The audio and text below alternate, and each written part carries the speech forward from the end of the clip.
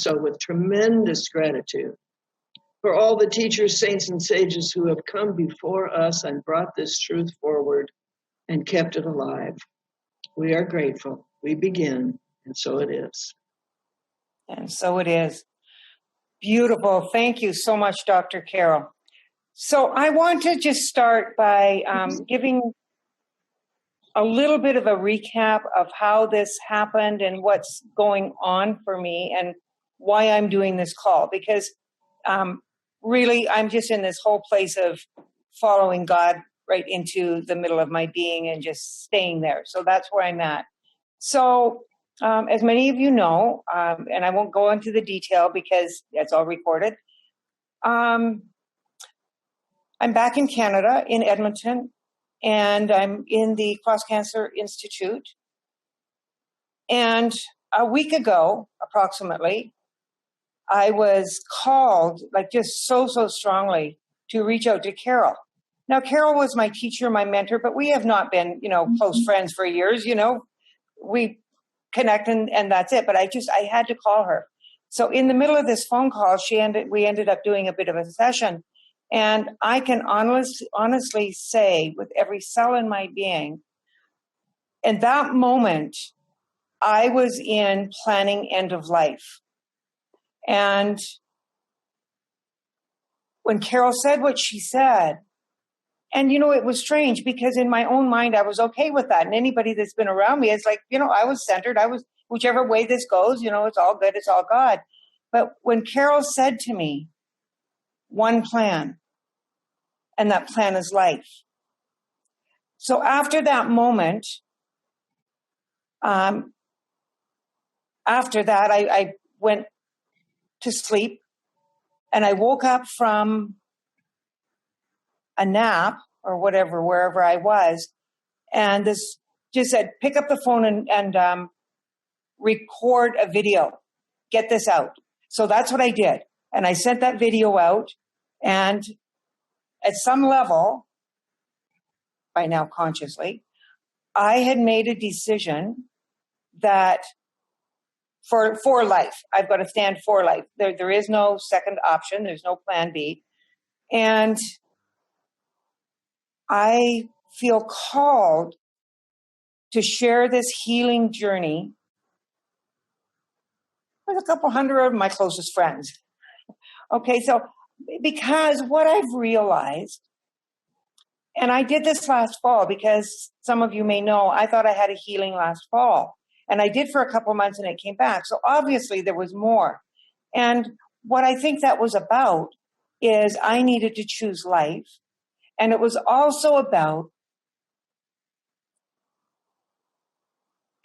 I think for so many of us, that, we have these spiritual awakenings or we have these moments and we have these experiences, but we tend to go into our cave and have them by ourselves in solitude.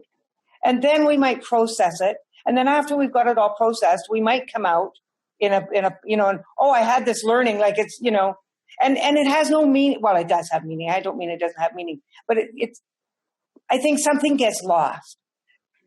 So I want to share with whoever wants to share my journey with me right now, because I believe that a miracle is happening. And I don't believe in those that know me. No, I don't. When I say miracle, I mean that's the way the universe naturally operates. And so I want to share this journey. And originally in my mind, I wanted to share it for my Kenyan students. I wanted them part of it because there's so much a part of me. And I'm here. And so I wanted to include them. And then it just expanded and morphed. So then I sent that video out. The amount of support I've had is just, oh my goodness. And so then I put on this Zoom call and it kind of blew up on me. And so everybody's on it now. So this is really great. I just got to say that I'm so honored that you're choosing to follow my journey, and I'm calling it Healing into Wholeness. And healing is wholeness. So that's where I am right now. This past week, I have had the most deepest awakening that I've ever had. And I've had a few really deep spiritual experiences, but this one far surpasses anything. For this past, I don't know, Carol, if it's a week, however long it's been since that started, I probably am in meditation 10 hours a day. And I haven't really, I'm on this inner journey. So it's really difficult for me to go out in the world with it. So just sort of take me with a grain of salt as I'm doing this, because I can actually feel the cells of my body transforming to the DNA level. I feel it. It is such an amazing experience. And the people that are just, I had an experience the other day. I was having a procedure and it was not pretty. And I think it was only yesterday, maybe. It wasn't very long, and there's no time and space. And I picked up my phone and I hit record and I just said, help me, or whatever, treat, or whatever I said. And I hung up. And then I just sent it out to my friends on WhatsApp and my family.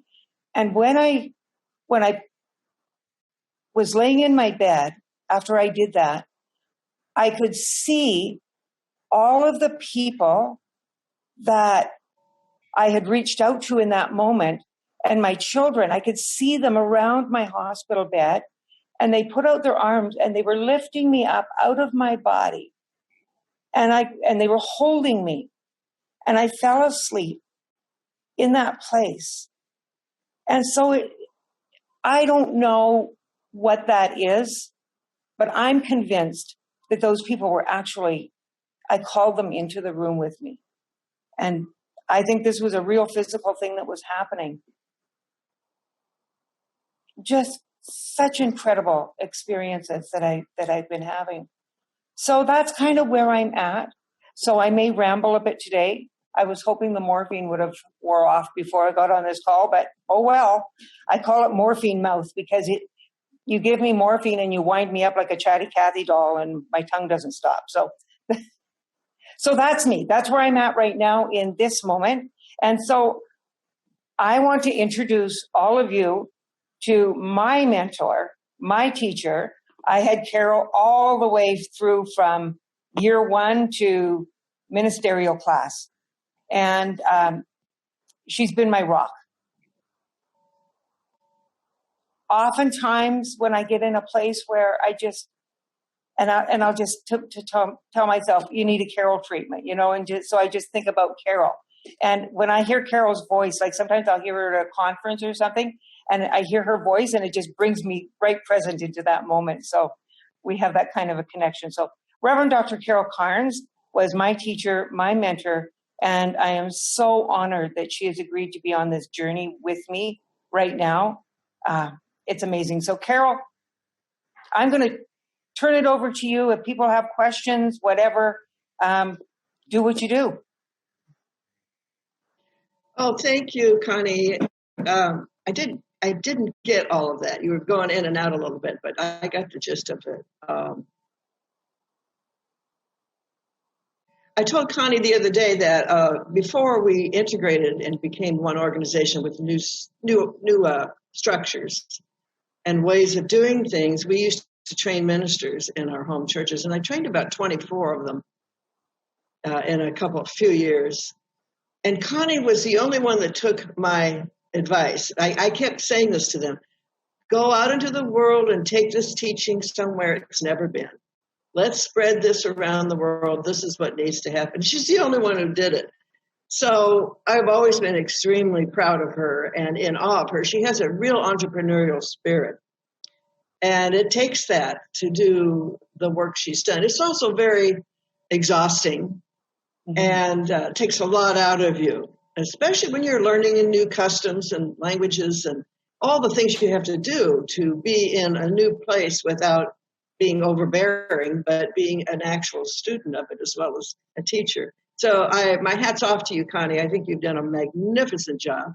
And I think it would be not surprising if part of you were ready to let it go and hand it off and see it do something different. But the reason I called Connie the other day was because Reverend Nadine had called me and told me about Connie's condition. And I felt so sad that my friend appeared to be having a real health challenge that probably wasn't going to end well. I was a little bit heartbroken. So I called her up. And in the conversation, I started picking up something from her. And I just knew that she was on a different path than she thought she was. And I said to her, you know what I see in you? And I wasn't, I'm a straight shooter. I don't say things I don't mean. Well, usually I don't, sometimes. But I said, I see nothing but life force in you. You are brimming with life force. You are so lit up. And that life force is very strong. It wants to do something. And you don't have to die to do it. And then she talked about having a plan B, and I said, no, you don't get to have a plan B. You're beyond that. Now's the time to choose. And so that's really the only reason I can talk to people like that is because I have not only the experience of being in this teaching since 1975 and seeing all kinds of healings and tumors disappear and all sorts of things. I have an unshakable belief that consciousness precedes all form and all experience. You will never talk me out of it. I believe that consciousness is God in us, individualized as us, and it's ours to do with. As I said in the opening treatment, we're not praying to an outside power to do something for us. We are adjusting our own thinking so that it can come through us. Because it already wants to. Love already wants to happen. Joy wants to happen. Peace wants to happen. We wouldn't have these ideas that we have for a world of prosperity, peace, and plenty if they weren't already there, knocking at the door of our collective consciousness, trying to find ways in. So you and I are the way in. And so what I know about Connie is that she's on the precipice. Carol, I'm going to interrupt. The Way In. Carol has written a book called The Way In. Yeah, it was an interesting title, but it was really a collection of my daily writings. I write a daily blog called Living Consciously. It's a mini essay. I've been doing it since 2005. And if you want to subscribe to it, you can just contact me. But The Way In is a collection of some of those. But it's, I published that book in 2012, I think it was. So anyway, this teaching has been the greatest thing I've ever discovered in my life. The top three things are meditation, which I discovered first. I never would have walked into a church of any kind if I hadn't meditated for a few months and my mind had cracked open, which it did. Meditation, this teaching, and spiritual mind treatment. And spiritual mind treatment to me is one of the most ingenious ways of interacting with our universal self. It's the only one I know of that is consciously directing our attention to that higher aspect of our own nature. And, those of you who know me know that I'm always on my soapbox about this because I feel that the organization has lost a great deal of the emphasis on treatment. It has turned it into affirmative prayer, which is nice, but not nearly as powerful, and it doesn't have the same intention. So we could talk about that for days, but I know treatment works because consciousness creates. That's just the way it is. There has to be a cause for everything on the planet or in the universe, something behind it. It has to be a movement of mind. It has to be a movement of consciousness. It has to be intelligence, knowing something, and to the point that it can no longer be contained in the invisible. It must become something. You talk about the Big Bang, the universe. That's how I see it. That's how I feel it. It's very hard to talk about it because I have a limited knowledge or a limited use of language compared to what my heart knows. So isn't that true for all of you? we sense the immensity of the universe when we're little children, and we know that we're in it somehow. And then we get very local as we are meant to deal with our life and our challenges and our families and schooling and all of that, making a living. And where the human race is right now is at that point where it can't do that any longer exclusively. It has to include the non-local. We cannot keep spinning around in this violence and this greed and this lack and this hunger when only a few of us are doing well. We can't do it anymore because it's against nature. So we're at that precipice that Connie's at, ready to leap into a new experience. But the only way we can do it is to have a new consciousness. And so that's really what this teaching's about. And that's why Connie was excited to take it to Kenya, why I'm excited to do an online class in the future. It's why I've never stopped working all these years. I'm always teaching in some way. So that's my story, and I'm sticking to it. Thank you, Anybody Dr. got a comment Carol. or a question? I'm just going to make one. I want to make one comment on what Carol was just sharing. I know that there's a book in here for me as well. So, all of this sharing, I've got a team around me now that is trying to capture all of this stuff in real time, because why I want to do this in real time and present, because I don't want to lose the, sometimes we have an experience and then we make stuff up about it in our heads. And I don't want to do that, because I think there's a book in here. So the title of my new book is going to be, what did I say it was, Carol? It was really good. Oh, yeah, being a mystic didn't come with a manual. That's a good subtitle. Because I don't think I'm doing this gracefully. I call it Dying to Live. There you go. I love that. It's recorded, and then that could be the subtitle. I love it, Carol. That's great. So all of this is being recorded. It's going, and all I want to do is just help raise consciousness. And I really, truly believe that the way I'm doing this and doing this publicly, by the outpouring and love and support of people that want to be part of it, I just think it's amazing. So I'm so glad.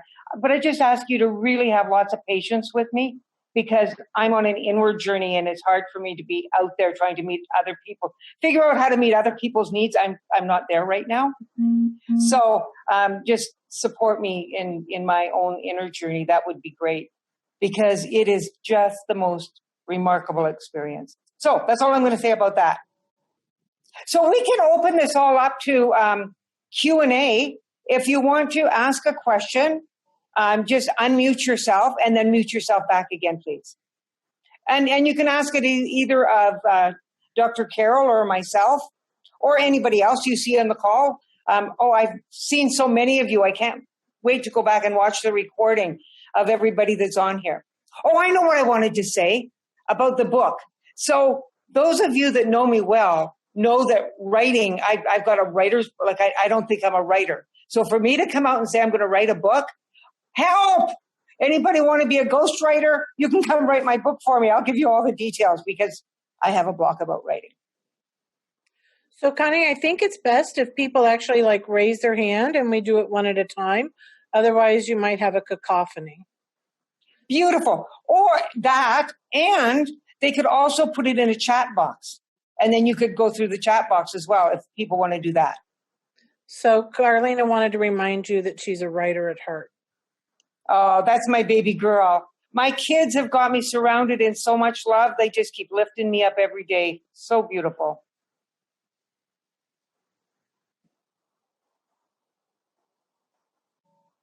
Don't be shy. Ask questions. So Connie, maybe I'll start it. So because I've been walking this path with you for the last few weeks a lot. So what was it about what Carol said to you that really hit home? I know it was, there's no plan B, but she also talked to you about that you had a larger purpose, and somehow that connected for you. That's true. So I'll preface this by saying, personally, I had a real challenge with recognizing intuition or even knowing what it was or even believing in it. And because out of my past. So when back in class days with Dr. Carol, and she was teaching intuition, and I didn't know how to do that or how to recognize when it was. So she said something to me one day. She said, well, you can actually have a sign. Ask for a sign. And whatever that sign is, when you speak spiritual truth, I'm talking capital T truth, the truth that is true for everybody. When truth gets spoken, I get God bumps. Now, not just, a little shiver God bumps. I'm talking about from the tips of my tiny toes to the end of my hair, my whole entire being vibrates and it doesn't stop. Like this could go on for minutes. So that happened when Carol spoke truth. And I don't care if you're a minister that's been in this teaching for 40 years or 20 years or 2, it doesn't matter. Every minister has partners as well, because going into ministry doesn't mean you're fixed. So if anybody thinks, I'm going to be a minister and then life is going to be glorious, well, it is glorious, but we get to just live it in the middle of it. Only I'm choosing to live it out loud, and people know me; they know I'm loud anyway. So there you go. So yeah, that's what that's about. I think I lost my train of thought. Oh, okay. So then I got this body rush, and I knew what she was saying was spiritual truth. And I needed that reminder because I was so in the physical with what I was going through. And as much as in my own mind, when I got the prognosis, and I won't tell you it because I don't need to drop it into consciousness, I came up with a plan B. And I told myself I was okay with that. So from the outside, it looked like I was okay with that, but obviously I wasn't. And those of you that do know me, and most of you do, I'm a very passionate person. And you know how much I love this teaching and teach this teaching. And this is just about taking it out in the world in a bigger way. You see, I thought Kenya was the bigger way. Really. I thought that was my big legacy. I've done it. Kenya's running. I can choose to go now. It's okay. And Carol reminded me, that's not okay. She said, Connie, that's not okay. CSL needs you out in the world. The world needs you out in the world. Get your ass out in the world. So that's why I'm getting out in the world in a bigger way. Right from the very beginning of my ministry. And Carol is so true because I've noticed, and I know other ministers on this call will notice this as well. You're out there training ministers. Nobody wants to leave home. They want to take over your church. And so my very first paid gig as a minister was in Edmonton under Reverend Dr. Kay Patrick, and I was her assistant minister. And I did a series of talk titles way back then. I still have them recorded on my computer, and that's like 20 years ago. And it was called Taking It to the Streets. So I have always been about taking this teaching beyond four walls into the street and teaching people right where they are that thoughts are things. We control our thoughts. We control our things. And I had a blip where I forgot that. Every one of us needs a reminder. Carol was my reminder. And, if I could just jump in, one of the things that plagues our culture is shame. And people have shame when they get sick. They have shame when they don't have enough money. They feel shame when their relationships fall apart. And none of it is shameful. It's just a judgment call. It's just life happening. And when we discover how it happens, there's no reason to be ashamed. It's like, I need to make a course correction. So a session with a minister, a treatment session, is about making course corrections. Just an interjection, the current COVID-19 business, how it just suddenly appeared and spread all over and we all stayed home. Wow. What a manifestation. that we created to stop us from doing what we were doing. We just came to a stop. And nature cleared up, and the animals came back, and the sky was blue, and the most polluted cities in the world are now clear. It was a clear message we gave ourselves of how much we affect the environment and how we need to change how we interact with it. That's what this is all about. And that doesn't diminish the sadness and loss of the tragedy of the 100,000 people in America alone who passed. And they're almost like fallen soldiers, to me, in a way. We have to have respect. Nature does that. And it's not about choosing sides. It's not about being worthy of living or not. It's just what nature does. It's constantly releasing and renewing, releasing and renewing. And we're part of it. We've left ourselves out of nature for so long. So what I saw with Connie, if I may, Connie, Of course. was a little bit of shame, a little bit of shame. Unconsciously. Having Carol did say that to me in the session. A deep desire to change. Who's talking? I'm in the middle. Can you guys hear me? Yes, you're fine, Carol. Okay. Connie was just commenting. Keep going. I think Connie had a deep desire to leave Kenya, not because she didn't like it or didn't have a heart attachment, but because she was tired, exhausted, and needed some help, and needed, she's been spending her own money and all that. It's not been easy. And I think she was feeling that she might be abandoning something. And I tried to help her understand things get completed. And when you know they're complete and you lift yourself out of them, there will always be someone to come in your place. There will always be somebody else. And maybe your job right now is to enlist the help of other ministers or the organization to see if you can't get your desires fulfilled there with some help. And that could be other ministers teaching ministerial training, maybe online, maybe in Zoom, maybe going over there for 6 months, having an adventure themselves and teaching a module of ministerial training. It could be a wonderful thing. When you take everything on yourself, it's a heavy load. It's a heavy burden. And sometimes the unconscious mind will think the only way to get out of it is to die. Woody Allen said, we all die of embarrassment. Well, I don't know about that. I thought it was funny. But I think no one dies without giving their permission. And sometimes we do it very unconsciously. And so what I tried to do with Connie and anyone in that position is to help her see she still has a choice.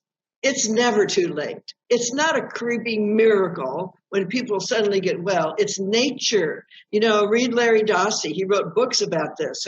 He was a doctor. He was a cardiologist or an internist, I believe, in Dallas, a very famous doctor who became a metaphysician because he couldn't explain all of the sudden healings that his patients had. They could not be explained medically. It happens all the time.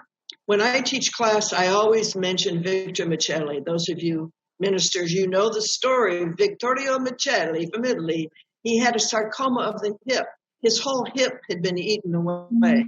He could not be treated medically. And the reason we know about him is because the Vatican wants to make him a saint because he was never treated medically. He was told, you're done. He was strapped to a wooden board because he couldn't walk, stand, sit, move. He had no hip, gone.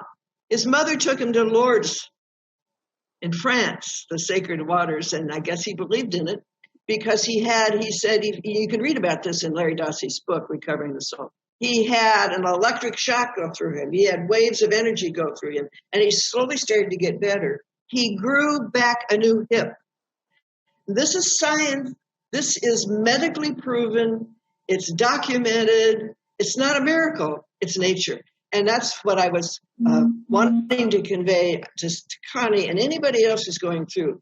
It's not a miracle if you get well. You don't have to deserve it. You've got to want to live and have a reason. Whenever someone comes to me for treatment about a health problem, I always say to them, why do you want to be healthy? What for? And if they don't have some kind of passion and vision, we try to help. create one, because that's the healing energy. Again, if people do die, it's not shame. They were ready to go. And it's not a cop-out. You've got to attribute cause to the consciousness that we are. Otherwise, you're a victim of life. So I'm going to watch Connie unfold like a caterpillar coming out of the chrysalis. She's going to be a butterfly. She always has kind of been one anyway. So I don't think we can waffle on this stuff anymore. I think science is backing it up. Quantum physics is backing it up. My mentor and one of my favorite teachers is Jean Houston. I don't mean to be patting myself on the back, but I love her so much. I am so respectful of her. And every once in a while, she'll email me and she'll say, you keep writing this stuff. Nobody's saying it the way you say it, because she's with me on this. It's like, don't waffle. Tell the truth. Stop. Someone put this up the other day. When church becomes more important than the teaching, you lose the teaching. And that's happened in our organization. People have been so focused on numbers and building buildings and building communities, and nothing wrong with that. But in order to do it, sometimes the teaching got lost because something less hard-hitting was a little more appealing to people. It's just the way it is. I think what has happened, that we're now online with our churches, is one of the best things that's ever happened. Now it's going to be teaching focused. It has to be. It has to be, to get people engaged, to want to hear what you have to say and to apply it in their own lives. So I think we're going back to teaching, and there will always be opportunities to gather in community. Maybe we'll do it a few times a year in a big stadium. Who knows? Maybe we'll all do it together.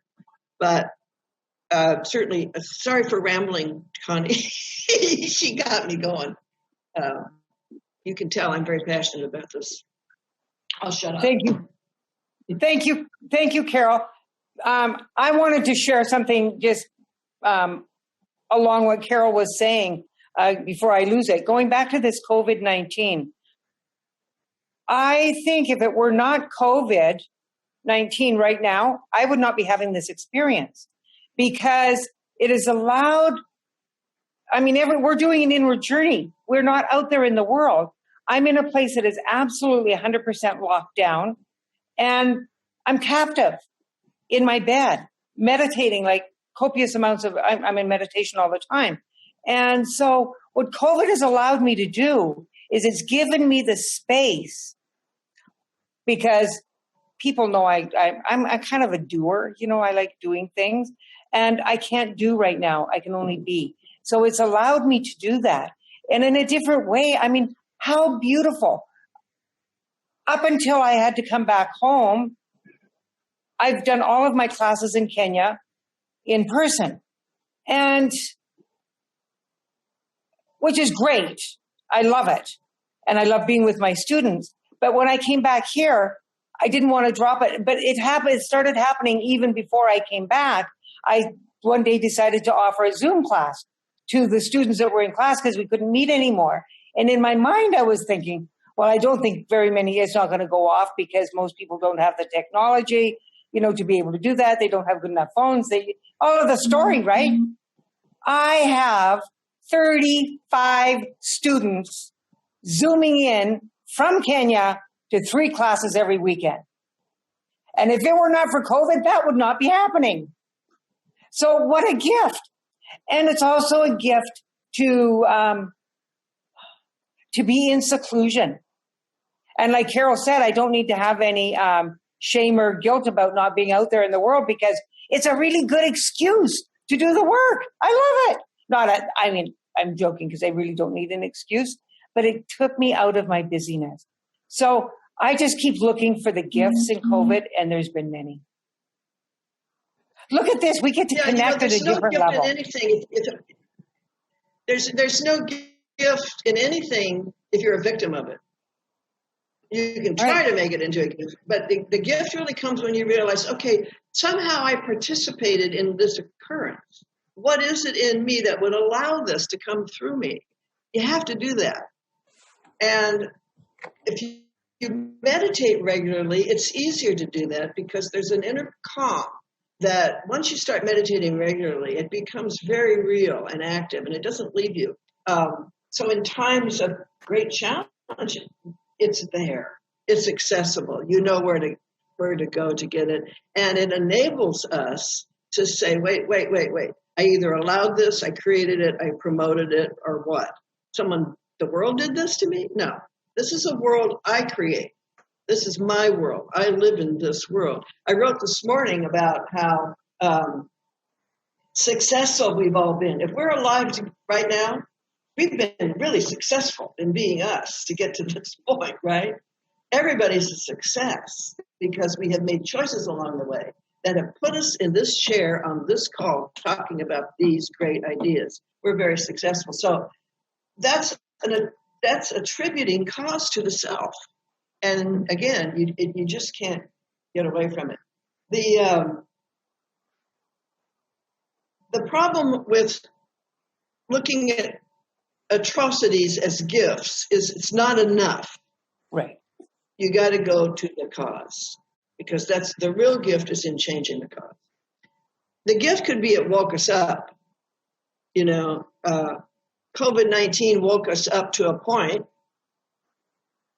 but for me, it woke me up to realize, wow, how powerful the unconscious collective is. And those of us in this teaching or related thinking, scientists, philosophers, people who think like this, over the years, we have been saying again and again and again, we want a world that works for everyone. We want justice. We want equality. We want the equitable distribution of resources. We want every child to go to bed with a full tummy. We want every child to be safe with every adult. We've been saying these things for my whole lifetime and treating about them. And this is the beginning. It is starting to happen. This virus stopped us in our tracks.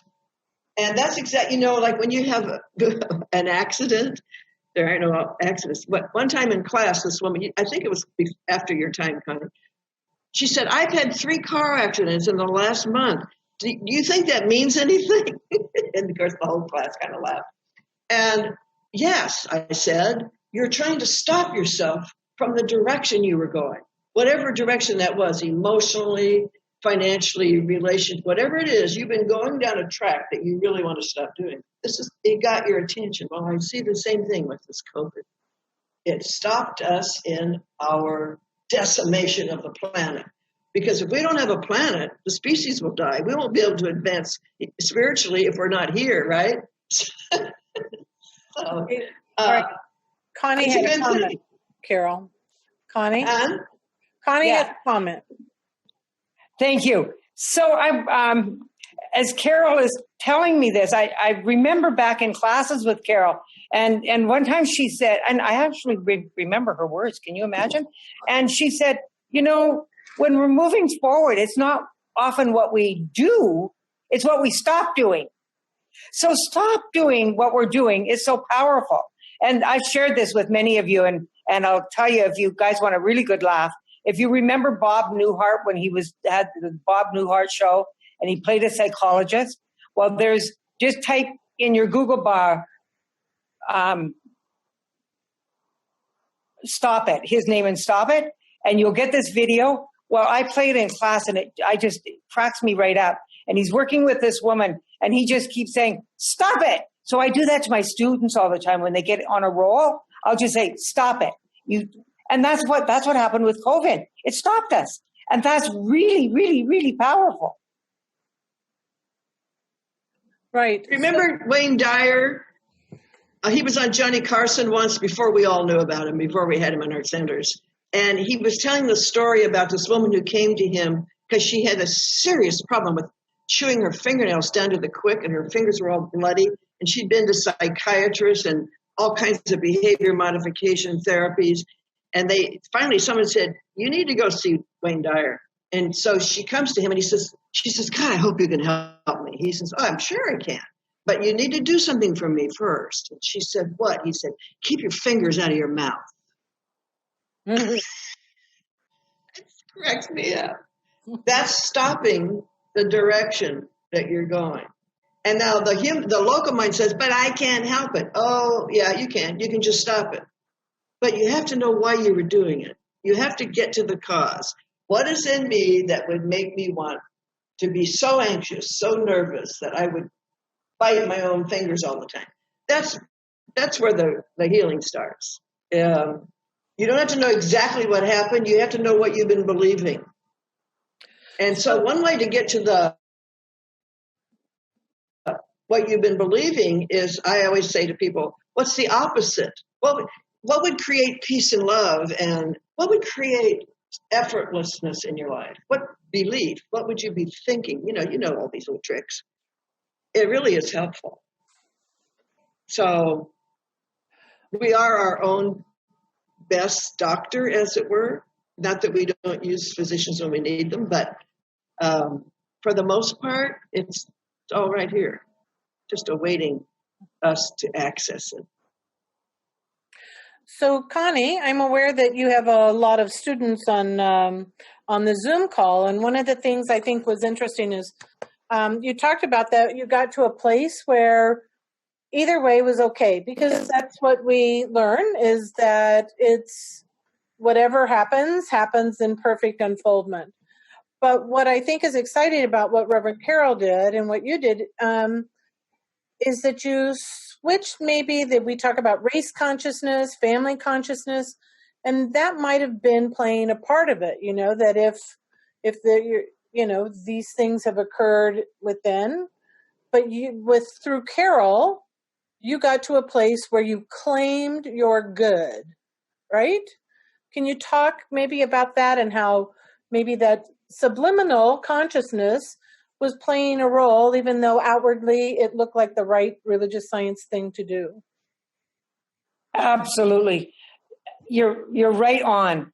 So, like I said before, we all need reminders, and Carol was my great reminder of truth. And so, and this is all unconscious, guys. Like up until last week, I was doing it all unconsciously. Now I'm doing it consciously.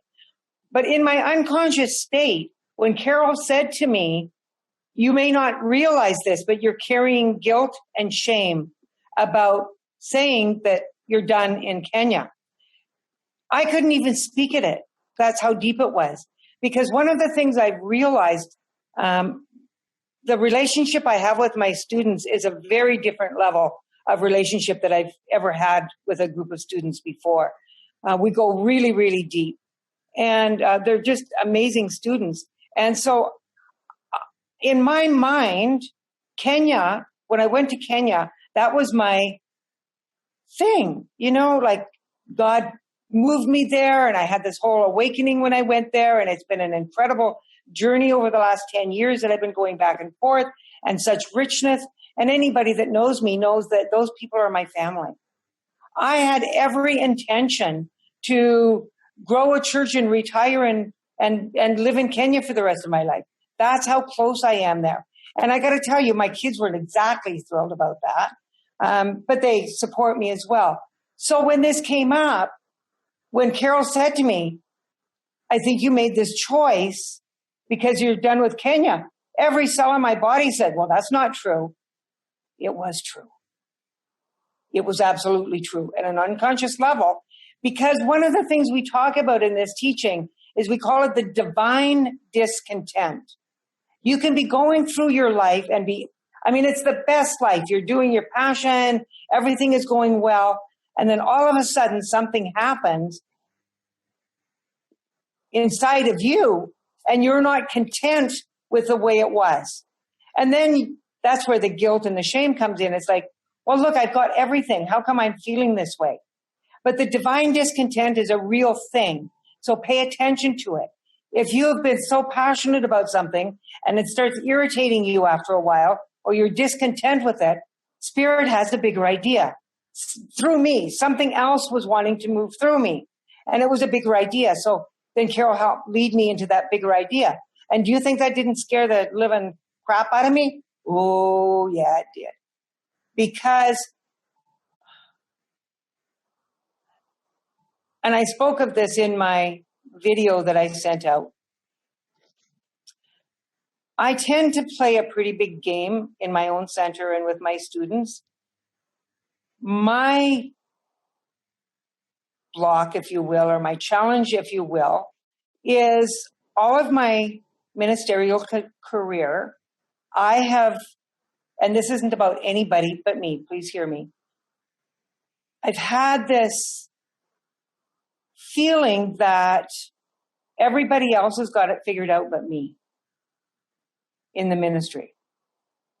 And they're all doing this stuff, and I just feel like I'm floundering half of the time and don't know what I'm doing. So that was a real experience that I've been having for a number of years. So because of that, when I go to conferences or I don't get on a lot of CSL committees and stuff because I have this thing that who am I? What do I have to offer? And so it is, and it's not conscious, guys. I was not conscious that I was doing that, but it was there nonetheless. So for me to step out and do that recording and post it on the CSL Ministers listserv, let me just tell you, hitting that button was a big deal for me because I was allowing my colleagues to see me. And I've had so many beautiful responses. I've had at least 50 ministers in the last few days reach out and talk to me. And many of them have said, yeah, Connie, we really do see you. You just don't know it. So, who you are is bigger than who you think you are anyway. But in my own mind, that's the way it was. So this whole experience and sharing it publicly is just about moving it out. And if I can touch one person's life, and if somebody gets an up-level consciousness because we're here sharing, my work here is done. Because that's all it is for us to remember for each other our magnificence as we create together a world that works for everyone. And I believe with every atom and cell in my body that this teaching is the teaching that the world needs. And Carol used to do, she was on a committee with Association for Global New Thought. Don't know if you still are, Carol, but at one time. And she did, I think, three trips with the Dalai Lama? 3 what? You did some trips with the Dalai Lama. With AG&T. Oh, yeah. What are you asking And me? I remember one time Carol was sharing that the Dalai Lama said to that group of people that this teaching is the teaching the world has been waiting for. Do you remember telling us that, Carol? Maybe I'm making it up. Well, if not, it sounds good. No, I remember some version of that. He did say that the science of mind was the closest thing to Tibetan Buddhism he had ever seen. And that he really loved the science of it. He's been doing spirituality and science workshops, seminars, conventions for years and years and years, the Buddhist science community. So, yeah, he loves us. I don't think he always understood us because we use language like prayer. And one day he said, I don't believe so much in prayer. I believe in action. He was trying to get us to do something rather than talk about it. But so over the years, I think he has more understanding of who we are than he did at that time. We were in Italy at that time. But yeah, he's a Buddhist. Very present. Okay, sorry, Carol. So I'm noticing the time, and it's 11 o'clock. I know we did get started a little late. Do you guys want to, if anybody has any more questions, we can answer a couple more questions. And if not, I'm going to ask, is Reverend Dr. Nadine on the call? Yes, Nadine's on the call, and I have the questions. They're really So just one moment. One moment. Okay. One moment. Sorry. I got to get this out or I'll lose it. When we're done with the questions, I am requesting that Dr. Nadine treat us out. Okay. All right. So there really actually aren't questions. There was just one about how to support your work in Kenya. But I did have one thing that, and again, because I'm aware that there's a lot of students on here, one of the things that I think that you were talking about, Connie, is that often when we start something or do something, we have to do it in incremental stages.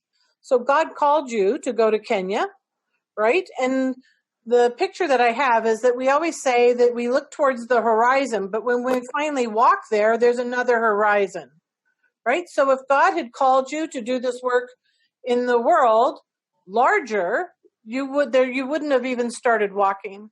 But by walking to Kenya and learning so much from the Kenyan community there, because they've taught you about how things need to shift and change and how they see our teaching in such a pure form that we couldn't even conceive. So it's maybe talk about a little bit about that, about how it's about you do one thing, it's not really an end, it feels like an end, but there's another horizon. And God calls us, we have to grow enough to bring a bigger vessel for God to fill all that.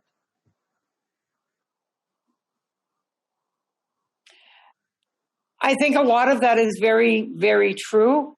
And when I say that I'm done with my work in Kenya, it doesn't mean that I'm never going back to Kenya. My heart is still there. My students, or maybe don't all know, but I've been working diligently with Reverend Dr. Kathy Hearn. She's on this call, and Mark Gilbert from Home Office. He's the Global Services Coordinator in Home Office. And so we've been working together because I am going to start a ministerial class this fall in Kenya.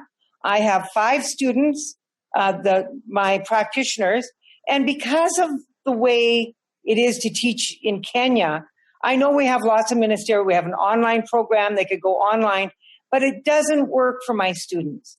To throw them in a North American model, they're not going to get it. So I'm using what they call a cohort model, which is very much the model that Carol used training us, where we were trained in-house to become ministers. And so I'm going to be using that model, but I'll also be reaching out to other ministers because there's different modules that need to be taught.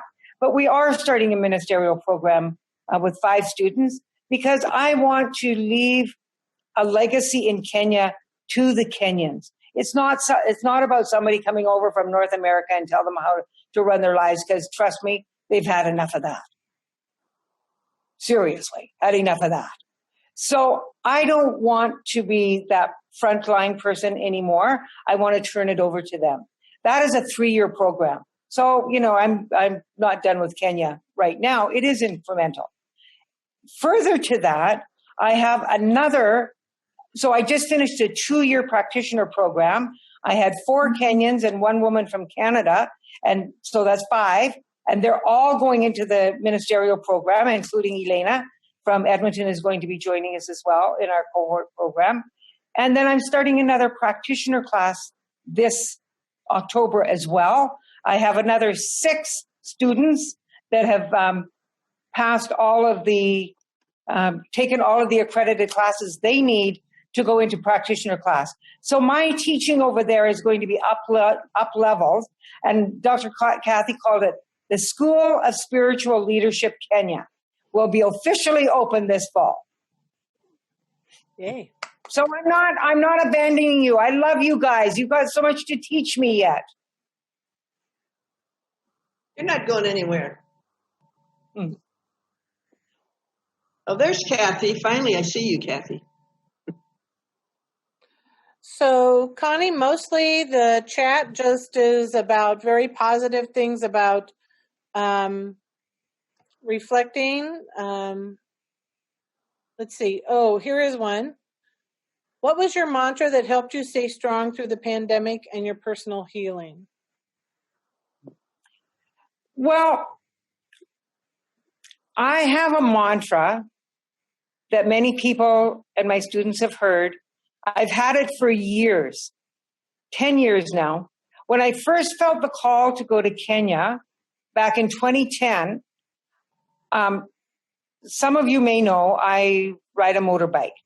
And I was leaving Canada and I was going to go to Kenya. Actually, I sold everything. I got rid of all of my earthly effects except for my motorbike, still have that.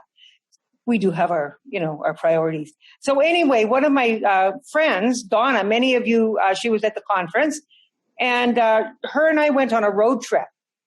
And we were riding our bikes early one morning, and in the States, and they don't have big ditches. It's the road and the ditch, like there's no side, right? And I'm riding along, it's early in the morning, and I was doing my spiritual meditative practice as I was riding. And as I'm going along saying what became my life mantra, a deer jumped right into my motorcycle. And I didn't even drop the bike. I wobbled a little bit, pulled over on the side of the road. It was another one of those moments. So the mantra, what I had been saying in my mind at that moment, has become my mantra for life. And I continue to use it. It's a little bit lengthy. Here it is. And maybe if you want, Michelle, you could tape it and put it in chat if anybody wants to use it. So here's my mantra. I am guided, guarded, directed, protected, sustained, and maintained smack dab in the middle of the flow of divine intelligence. That's it. And I repeat that all day, every day. So I will get her to repeat it so I can type it, and I will put it under the Healing into Wholeness WhatsApp. Or I can just go in and type it in. Okay. Oh, no. Okay. Let me repeat it one more time. I am guided, guarded, directed, protected, sustained, and maintained smack dab in the middle of divine intelligence. Okay. All right. So it's 6 after, although we still have 60 people in the meeting. So I think one of the things you get to give up is maybe the time issue, right? Because people are still hanging in there because it's a real richness that you're bringing. So we can see if Carol has anything left to say. We can have Nadine pray us out, but I'd just like to plant the seed that maybe every couple of weeks or something you come together for this type of an open sharing, so that everyone can see you. And I think the things that were shared today were huge. Thank you, Michelle. I'd love to do that. Okay. Well, let's all send Connie just love. Everybody just blessings, blessings, blessings, powerful strength, energy, peace, calm, joy. It's all yours, Connie. We love you. Bye. Okay. So Reverend Nadine, she's asked for you to treat us out. There was one question in there. I missed it, sorry. What is our next steps to do? Or is this just a sharing day? This was a sharing day. I'm in being, not doing. Hi, Phil. Love you. No, I'm in being. That will unfold itself. I'm so not in doing right now. Well, make sure you call us when we're into doing. Thank you. All right. And the doing may just be to come back and be again in another couple of weeks. How's that? All right. We're looking for Reverend Nadine. I think she wound up off and now she might be back. Reverend Nadine, are you here? I'm here. Okay. All right. So go for it.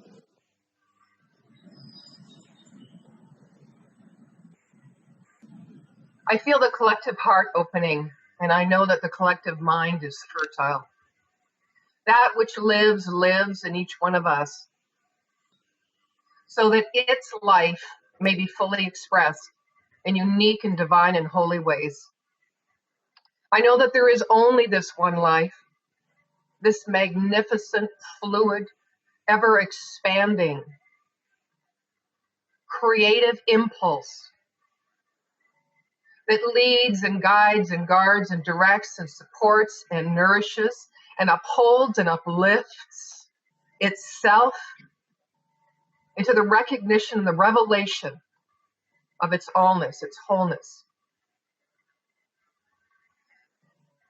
I know that I, speaking my word for the part of me in this universe known as Connie, opens to allow and accept and receive the truth of this life operating as me, here and now, in its wholeness, in its rightness, in its right place, in divine harmony, and great and deep love and loving connection.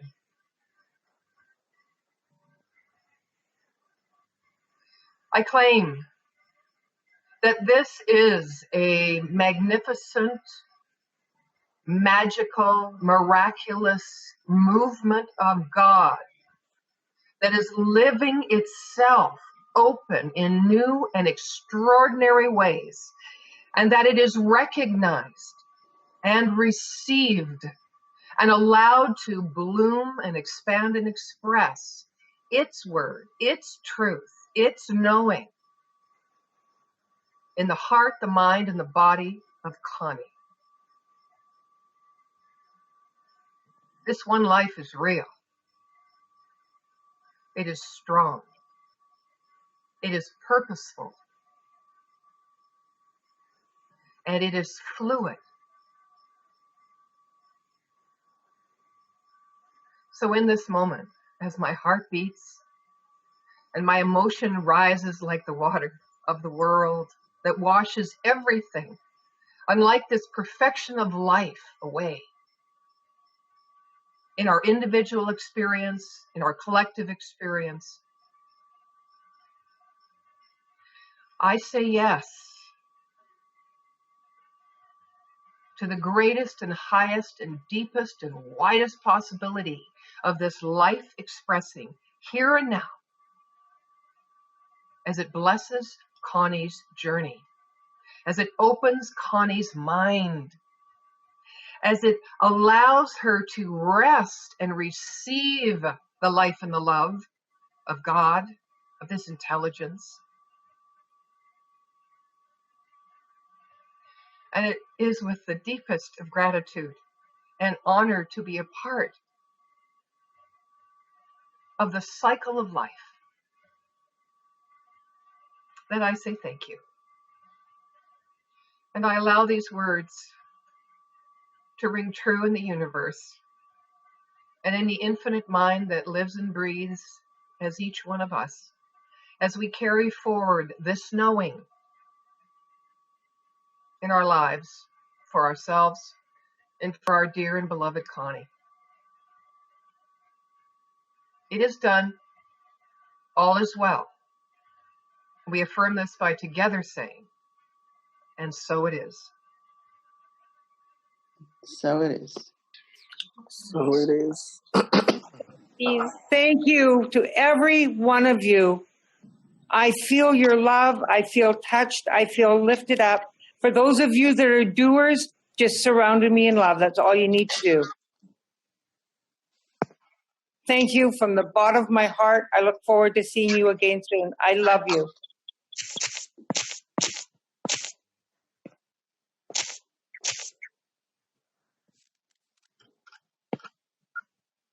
Much love.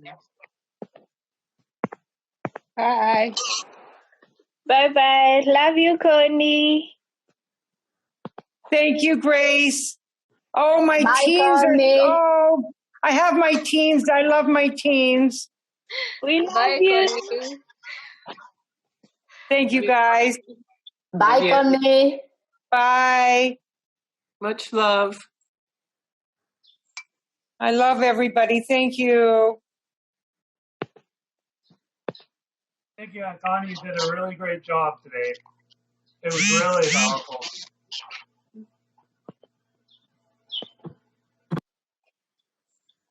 Yes, thank you. I agree. It was huge. Okay, I'm going to sign off. Michelle, you can send the recording out to me when it's done. And I think we should post it. You know, I think maybe the best place is when you get it to me, I'll put it on YouTube. Okay, so we can talk about that. Okay. There's still 27 people hanging out. So And so they just need to say goodbye. okay, I'm done. Money's done. Thank you all for And coming. save the chat as well, Michelle. It saves it. Yes, I've noticed that now. Got it. Awesome. Love you. Bye. Love Bye, you. Connie. Take care. Bye. Love you.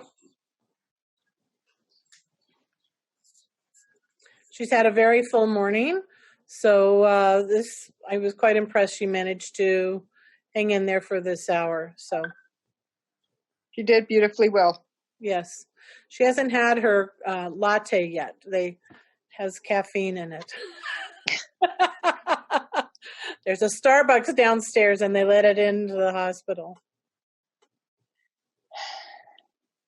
Okay. All right, I'm going to end for everyone then. Okay. Is there anybody want anything? Okay. All right. Bye-bye. Bye-bye. Bye, Michelle. Thank you.